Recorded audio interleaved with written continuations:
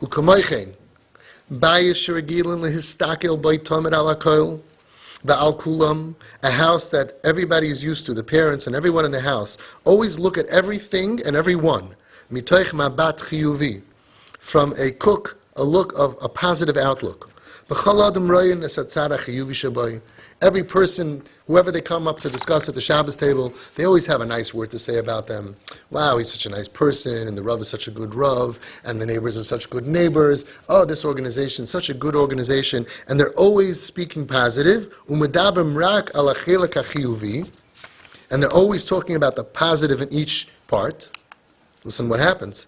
Harizeh mashpia, that influences ala yeladim, on the children. Ba'oifin bilti yashir, in an indirect way. Hashpa yisera, an incredible hashpa influence. Lirtzois rakas hatoiv, to desire and want to be good. Now listen what he's saying very carefully. It's a huge chiddush. I thought he would say, if you're going to always talk positive, they'll also talk positive. He says, no. When you always talk positive about the world and about all kinds of people, they will want to behave and be a part of that society that they grew up admiring. Life is great. The rabbi is wonderful. The people, the neighbors are great. This organization is great. Wow, chashav person, nice person. The kid grows up healthy and says, I want to behave. I want to be good.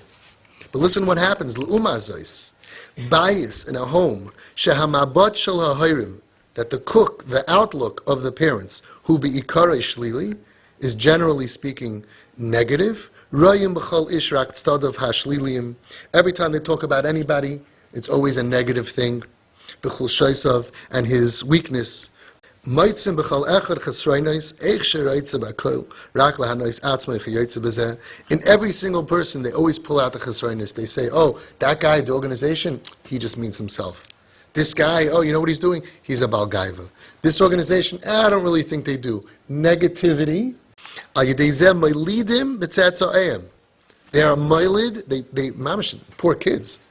They put into their children netiya, a netiya, netiya shlilis, lachshay v'lirais rakra. The first step is, they're always going to see negative. It instills negative character traits to always be negative and critical in the world. But it gets even worse than that. The imkol b'nei adam roim, and if everybody out there, the Hatzalah guy is bad, and that Rav is bad, and the other Rav is bad, and the Chassidus is bad, and this Reb is bad, and everything is bad, imkol b'nei adam roim, harizeh bateva, shegam him yirtzu liyos ra'im. It's a chiddush to me. I would say, well, we spoke negative about everybody. You're probably going to want to be good like me, be normal like me. No. He says everybody's bad, he's going to end up wanting to be bad. Interesting. So it destroys the kids. Now let's think about it. What he's saying is, some people, they speak negatively, but they think they're doing it l'shem shemayim. The kids don't know that. The kids don't know that these two people are having a fight l'shem shemayim. They don't know that this Rebbe is more chashiv and this Rebbe is a whatever, blah, blah, blah. And the kids are growing up in negativity. He's telling you that that's going to create poison. It's an atmosphere which creates an infection in the children. That they're not going to, first of all, they're not going to chap and remember, oh, this guy was good and this guy was bad. They're going to look at everything as negative. They're going to look at you parents as negative. Whatever you give the kids, it's never going to be good enough. People are worried about spoiling their kids. They're getting it wrong. Spoiling the kids is because they're always going to want a lot. You know why they want a lot? Because they don't appreciate what they have. You know why they don't appreciate what they have? Could be because you put into their mouth a bitter taste about everything. Because if you're not happy with what God gave you, and you're always complaining about everything and everyone in every way, then whatever they get is also never going to be good enough. And not only are they going to turn on the world, they're going to turn on you. So you're actually creating that they're not going to appreciate you because when they were 3 and 5 and 7 and 9 and 10, you put them in an atmosphere where everything is not good enough. Oh yeah, so Bobby brought it over. She just wants attention. Always finding a negative way will not only cause the kids to be negative to everyone, it'll cause them to be negative to you, and it'll cause them to want to be bad. That's a tremendous chiddush psychologically. I'm really struggling to understand what the Nesivei Shalom says. It's going to make being bad attractive to them. The whole world is bad anyway, and therefore, why should I even bother being good? And at the end, that's a very, very big damage. V'chein b'bayis, shemedaber b'harotza al elu shematzlichim lasos chayim. In a house where they speak with admiration and almost jealousy about people who are living it up and they have a good time, or sheyesh lehem harbe kesef, where they have a lot of money, harsim bazeh, they destroy us nefesh hayeladim. They destroy the soul of the children. Gamim yidabu harbe al ahavas Torah. Even if also we talk about ahavas Torah, but the kids say, but you know what my parents really appreciate? You know what they really look up to? That guy. So if you walk in and you have that like sparkles in your eyes and you say, whoa, did you see that guy's new car? Did you see that new house? They know right away from that sparkle that that's really what you look up to and what you admire. To a 5-year-old, a 10-year-old, to young kids, what gets imbued in them is not what you talk about. It's what turns you on, what makes you happy and look up to. And that's how they perceive it. So you can have a very frum family learning in Kailul. And they can be mamish talking ahavas Torah at the Shabbos table, and everything is, frum. The father can come in, and the kid sees that smile, that admiration that he has for the gvir. The kid thinks, when I get older, I want to be a gvir. They see the sparkle in your eye of what you really appreciate in your life. Because you give such an attitude, such value to those people that are living it up and going on vacation, it's absorbed into their own nature. It's not a decision that they make, it's just a part of who they are. He's going to grow up, he's going to want to party. You're going to say, I don't understand, why do you want to go have a good time? Why are you so magushim? You know why? Because when he was a kid, you brought in that atmosphere into your life. Mitam ze noidas chashivus miyuchedes lekach she'abonim yargishu kama choshev be'eni aharim kishaboyim etzel kareisav avdei Hashem. Therefore, it's crucial, it's critical that the children see how important it is for the parents to host Ovdei Hashem. Because when chashav a person comes, a Talmid Chacham comes, and you serve him and you bring him in, it shows to the kid more than all of your speeches who you look up to, right? What you look up to as, wow, look who's coming, big tzaddik is coming.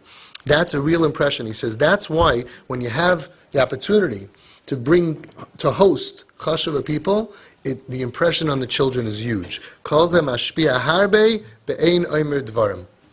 If you do all of this, you don't have to say anything. Right? Another example is, and listen how Edel is talking about the atmosphere, that the kids pick up on everything. So an example, I think, is artwork. There are families that they have artwork on their walls. Now the kid knows you spent a lot of money, you spent a lot of time, you put this on your walls. What are you putting up on your walls? You're putting up things that you look up to. So what is it that you look up to? I went this Shabbos, and I went to someone's house. I walked into a house. I walked about 20 minutes. I had someone to visit there. I went in. I said, wow, what a Torah house. Wall to wall, gedolim. Everything, paintings, pictures, the whole thing was, the whole house. I didn't see any other artwork besides gedolim. There's no question that the kids in that house, they have, 13 of them, right? Those kids are growing up. They know what's important to Mami and Tati. That's the Rebbe, that's the Rosh Hashiva, that's what you look up to. Think about it. If you put up other artwork, you're showing them, I'm not saying it's bad, I'm not anti-artwork, but it's the impression of the children. They know what you look up to, they know what's important to you. If you say, no pictures of rabbis in the house, that goes in the study or in the basement, but in the dining room we need a big whatever, then they know that. They understand that to you, the rabbi doesn't belong in the dining room. That's not the person that you're looking up to. And here's really the chiddush of what he said. Kol ze mashpia harbe be'ein omer ve'ein devarim. Go back and think about everything he just said. The setup, the canvas, the tchunas hanefesh of the parents, the sviva. This is before we didn't even open our mouth yet. And think about the difference between a child growing up with everything done right to give them a chance, and things that are not done right, and of course we're going to have more chinuch problems. Very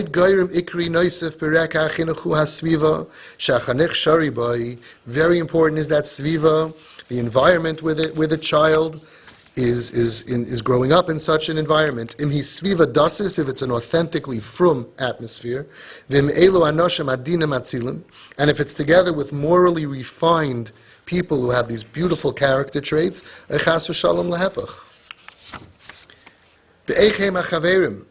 And how are the friends? Shemischaber musrei mohim. Shari teva adam liyos nimshach achri chavera. The natural thing is for parents, for people, to be nimshach. How do you say to nimshach? To be drawn. To be drawn. To be influenced. To be drawn and influenced after his chaverim. B'zeh krevei harbe ma'od. Those things are all very, very important. Uviyameinu, he wrote this over 30 years ago. Zeh b'chlal zeh.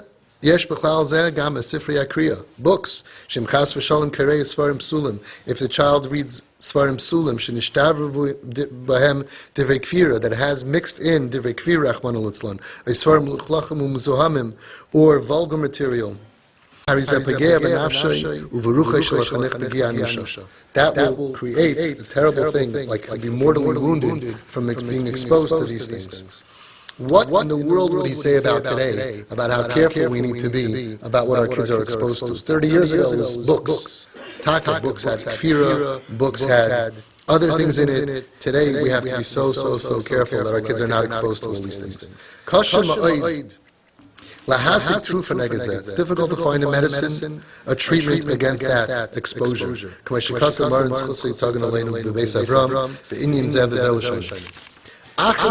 My brothers, my friends, have rahmanis on yourselves and on your homes.